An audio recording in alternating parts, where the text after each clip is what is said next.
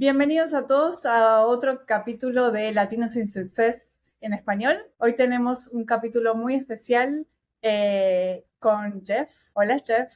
Bueno, hoy vamos a hablar un poco de cómo es liderar equipos en Latinoamérica desde empresas especialmente americanas. Por eso tenemos a Jeff hoy acá con un gusto. Y este capítulo lo vamos a empezar en español y lo vamos a pasar en inglés. Pero va a ser muy interesante para todos los latinos. Trabajamos o alguna vez trabajamos para empresas americanas. Y vamos a ver el punto de vista de Jeff, de cómo es el talento latinoamericano para... Pero antes de arrancar, Jeff, ¿nos podrías contar? Listo. Gracias y estoy muy animado de estar aquí con usted. Vamos a empezar en español, pero después inglés. Yo hace 20 años, yo estuve en Venezuela, en Caracas, Venezuela, por 2 años como misionero. Aprendí un poco de español, pero tengo 20 años que no hablo mucho. Pero me encanta América, Sudamérica. Unas veces al año voy a México o Colombia o Costa Rica. Yo estaba en Panamá por 3 meses y quiero hablar un poco de eso también. Ahora yo vivo en Utah, un estado que se llama Utah, y aquí en Utah tenemos muchas montañas. Me encanta emplear personas en Latinoamérica y el éxito que yo he tenido haciendo eso. Entonces, si está bien, podemos ahora cambiar a inglés, donde estoy un poco más cómodo, pero también me encanta hablar de vez en cuando en español. Me encanta, y tu español es perfect, Jeff. Chévere, más o menos, machucado. Pero además, Jeff es parte de la comunidad de Latinos in Success. Así que toda tu experiencia es súper importante para nosotros. Now we can switch to English. So thanks, Jeff, for all the intro. And it's very interesting all your experience with LatAm, right? And you mentioned that you live in Venezuela and you have experience working in Panama. How that was important for your career, especially, I know that you moved from HR to CS, right? Correct, yeah. So I'll talk about that, yeah. So it was before I even started college is when I went for 2 years to Venezuela. And what I love there and what I realized quickly is like how great people are across whatever culture and country, and also how hard the people work there. I saw people work like crazy hours and maybe didn't have all the same monetary blessings or things that sometimes we take advantage for in the US and other places. But I remember going from Caracas on bus rides early in the morning, like 5 a.m. and we had it was just full of people going into work in the city from outside, hour and a half away. It's hard wherever you are, like people are working hard and they're trying to make it best for them and for their kids. And so I saw that in Venezuela. And so when I was in college, I went back and did an internship a couple years later in Panama. And my whole job there was just to help people find jobs and to like practice interviewing with them, be able to build their resume and talk about their skills. So I just loved helping people find the right job and career for them, because I think anybody who has a job and is working hard to grow personally and make money to support them and their family, like that's going to make you happy and feel good about yourself. And so I love doing that first in Venezuela, and then I did it in Panama. And then after graduation, all of that led to my first job was a teacher. I wanted to go teach for a couple of years, and it was in Houston, Texas, where it was a mostly Hispanic school. So I taught in English, but it was fun to be able to speak Spanish with the kids, and I coached their football and I talked to them in Spanish, between classes, and it helped to connect with the class better that way. But it was always with that same mindset of like, how do I help develop people to become better, whether they were adults trying to find a job or whether they were 4th graders trying to learn to read or do math. So then it was natural from there to go into HR. Again, like HR's got a lot of different parts to it, but the part that I loved was helping develop people in their career and learning. So I got into HR, and I loved that it was 10 years or so that I was there in HR. But my favorite part about being in HR was getting to travel to Argentina and Thailand, where we called them our service center. And I was with a big oil and gas company called Exxon Mobil. And we had just developed our whole HR team we were building it in Argentina. So I got to travel there quite often to go help train the people there, build out teams and hire people down there. So I loved just building teams internationally is what I realized was my passion. So after 10 years in HR, I did move into customer success because I also like the technology that enabled us to be more helpful at what we do in HR. So I went to an HR product called Qualtrics that was all about doing employee engagement surveys, 360 feedback surveys, all things that like help people have a better experience at work. I wanted to get more involved with that. So first went there, and then I've been to a couple of companies since then. So currently I'm a director at Deel, and the mission of Deel is to hire anybody, anywhere. And that, as you could probably tell from my story, that's like what I love doing and why I joined Deel over a year ago. And I found this, I dusted this off and pulled it out of a box like last week for a LinkedIn post. But when I was in college, I went back and I went to Nicaragua, and the whole thing was about how do you develop jobs and better develop in a country like Nicaragua. So I studied it 20 years ago, and now I've got several people on my team in Nicaragua, which to me is just like awesome, coming full circle and getting to help find jobs, develop people, and help companies do that same thing across the world. So maybe a long background on myself, but hopefully helpful to share how I got to where I am now and what I'm interested in. Yeah. But I love that you mentioned that you close the cycle, right? Regarding all your experience and how I think that everything that you mentioned, LatAm is somewhere in there, right? In making yourself as a professional. And I love what you mentioned about your mindset about like helping people and fully understand, be empathic. And I think that is part of being in. I know that you had an amazing experience. Char, as you mentioned, seems like the right path, but CS is also like a path that we work with team, especially on a leadership position. So I love everything that you mentioned there. Yeah, HR and CS, it's similar. Every job you're working through challenges, whether it's internal customers or external customers. So there's a lot of skills that transfer over. But I do like the leadership role the most, where developing my team, their careers, and hiring people and choosing where to hire people. Like, so I love the leadership aspect, whether it's in HR or CS. That's the fun part of the job that I think. Yeah, 100%. And now you have like a big team in LatAm, right? How many people from your team is based in LatAm? Yeah, that's a great question. I probably have like 45 people on my team, and I would say 35 of them are in LatAm. So we have a few in the US, a few in Canada, and the rest in LatAm. One of my managers is in Colombia. So it's not only ICs, individual contributors, but also managers that are in LatAm. We find great talent at all levels and in all countries. It's fun to name the countries, right? We're in Colombia, Nicaragua, Argentina, Brazil, Chile, Jamaica, if that counts. So wow. From many of the countries in LatAm, we have good people. Amazing. And how all that personal experience that you had being a student in all the LatAm countries help you that leadership position now in Deel to work with those so many LatAm countries right now and people in LatAm, of course. So how my experience helped me lead them across all those different countries? Yeah.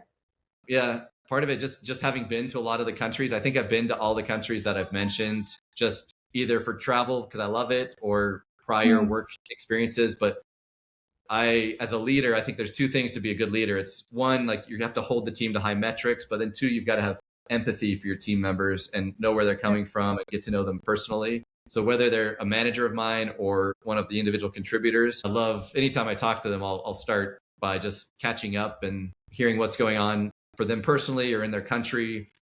Like this weekend, I know that Ed Sheeran was in Bogota, Colombia, because I had one of my team members go to his concert. And so fun to hear how that went.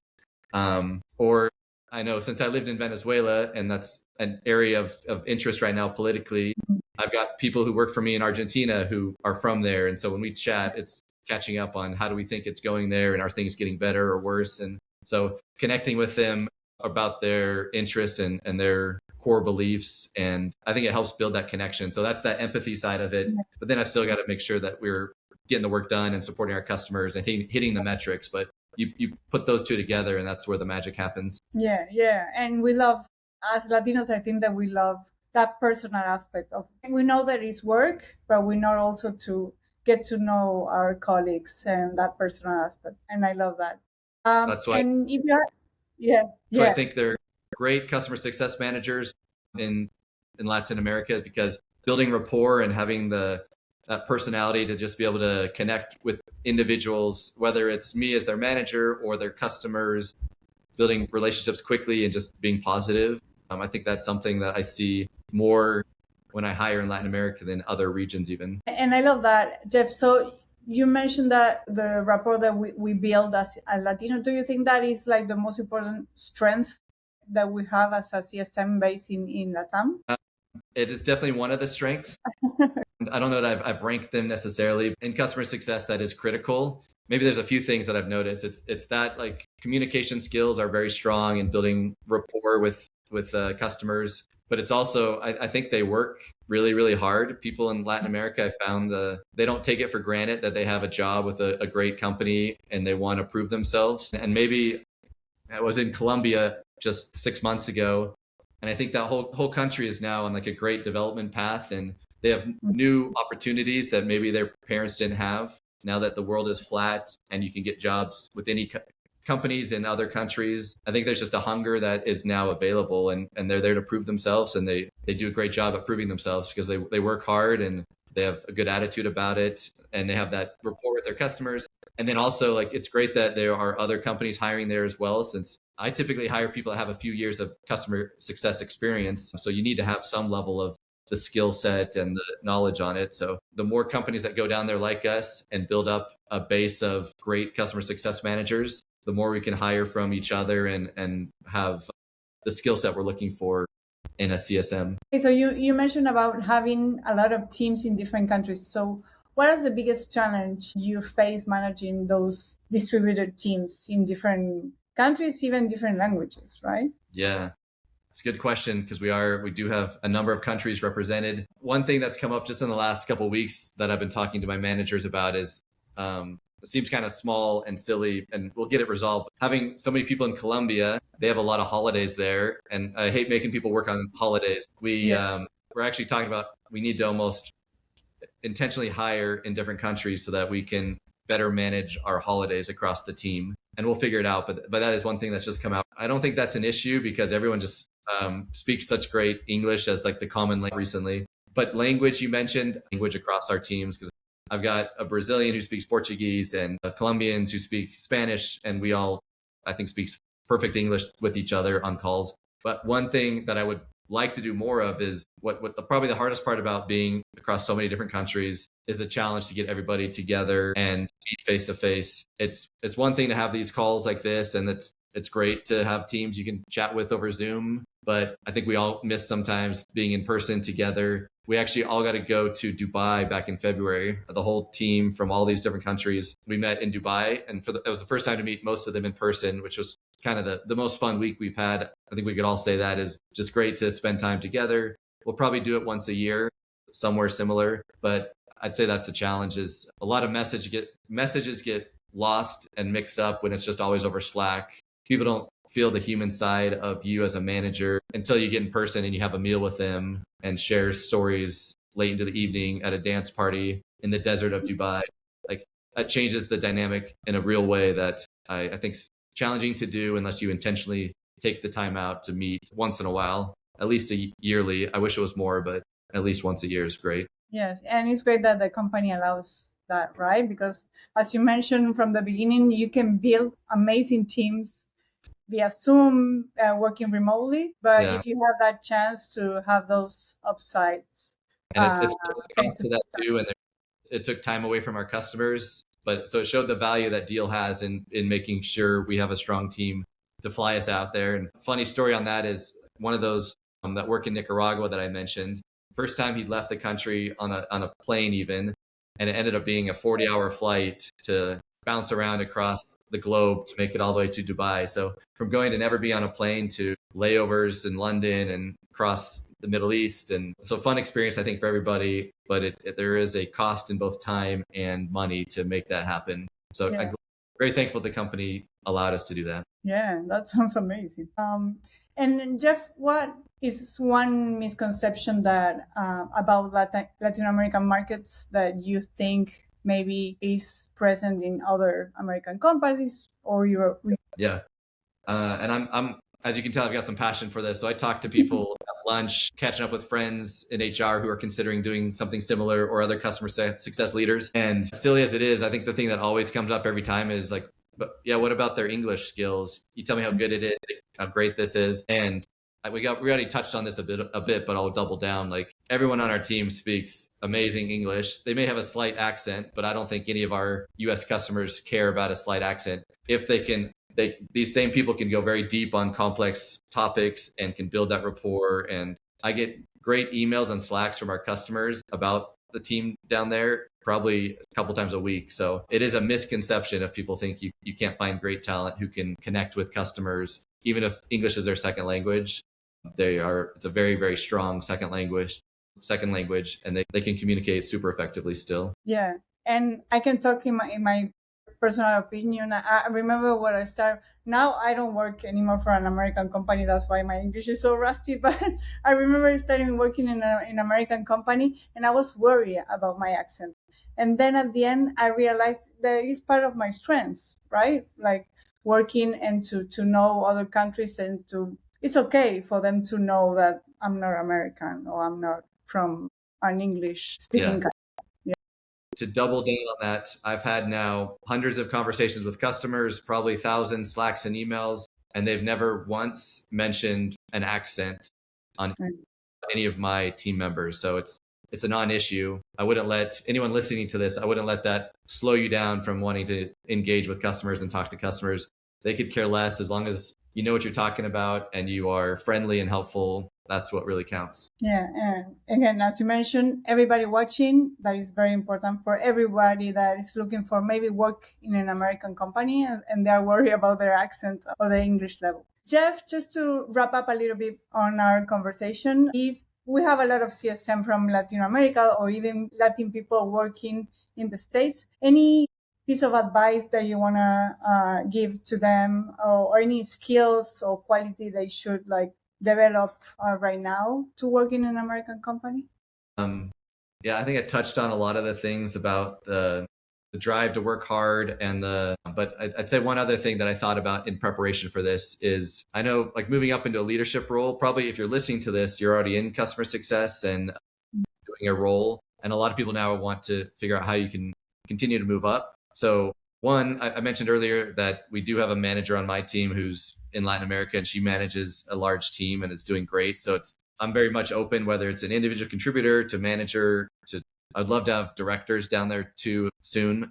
So I think as you continue to build up the community and the skill set, there's plenty of opportunity to do all that. But I would say, because I get asked a lot about what do I need to do to be a manager. And so I have all my managers do career conversations with their team. I try to encourage it once a quarter that they talk about what they're interested in their career and how we can help develop them into those next roles. I know that doesn't happen at all companies, probably less than more, unfortunately. So I would make sure that you carve out time in a one-on-one and just say, hey, can we spend the next one-on-one 15 minutes talking about my career and what I can be doing better to get ready for my next role? And then so make sure your manager knows that you're interested in that and you've had discussions about what you need to do to improve. One of the pitfalls I see people do, though, is they lean too hard into that next assignment. They really want to be a manager, and so they maybe don't do their current role as well. It's got to be a perfect mix of both. You've got to show interest in it, but you've got to crush it in your current role. If you're not one of the top performers on the metrics and with your customers in your current role,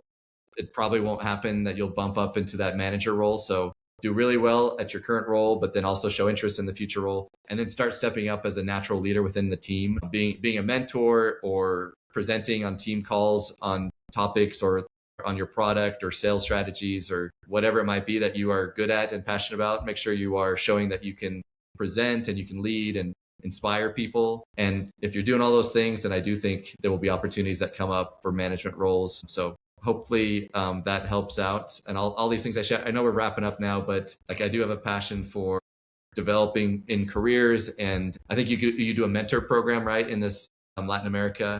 I haven't signed up for it yet, but I guess I can commit right now on the call, like have me help out. I don't have a ton of spare time, but I'd love to help out where I can. And if I can be a mentor and occasionally help people who are looking to take that next step, sign me up and happy to help out if I can. It will be great, Jeff. Thanks.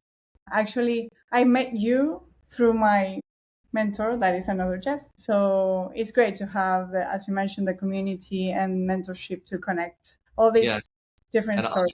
I think it might be your last question, but it's around like the importance of the community. And you just mentioned it, like that's how we got connected. My last 2 jobs have been through someone that I met at an event and customer success, and we've stayed in touch. And then they let me know there was an opening on their team. And so it's very hard these days to just drop a resume on LinkedIn and expect that to turn into a great new job opportunity. But taking advantage of mentor opportunities, if there's any events that are being put on through this community or others locally, take the time out to make sure you are nourishing those relationships. And they often lead to great opportunities like this podcast or future career, or just, if nothing else, just good friends that you make along the way. Because at the end of the day, your career is it's going to be over at some point, but the friendships you make along the way are probably what count and will last the longest. Yeah, 100%. I think that with that sentence, we can close the chat. And you're a Latino, another one, Jeff, because everything regarding, I think, family, mentorship, friendship is very Latino. So thanks. I'll take it. Gracias por dejarme ser latino también. Gracias, Jeff, por tu tiempo. Un placer hablar de un montón de temas que nos impactan como CS y latinos working en inglés y con empresas americanas. Así que muchas gracias por tu tiempo. También. Y hablamos. Chao, pues. Gracias. Y a todos los que nos están viendo, nos vemos en el próximo capítulo de Latinos in Success en español. Hasta luego. Nos vemos.